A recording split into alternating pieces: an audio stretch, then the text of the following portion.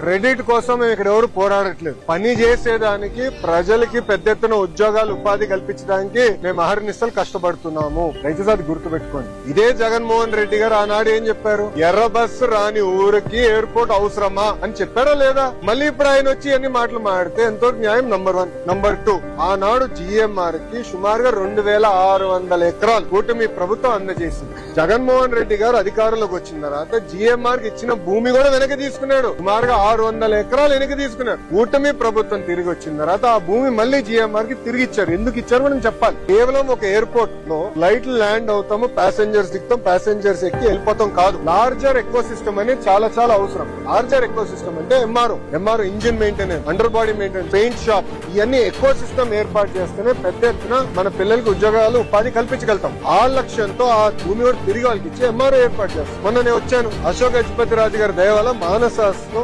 GMR ఒప్పందం చేసి ఒక వరల్డ్ క్లాస్ ఏవియేషన్ యూనివర్సిటీ కూడా కడతాం. సో ఒక ఎకో సిస్టమ్ మొత్తం ఏర్పాటు చేస్తాం. భయ క్రెడిట్ కావాలంటే వాళ్ళు తీసుకోమనండి, ఆర్ నో ఇష్యూ.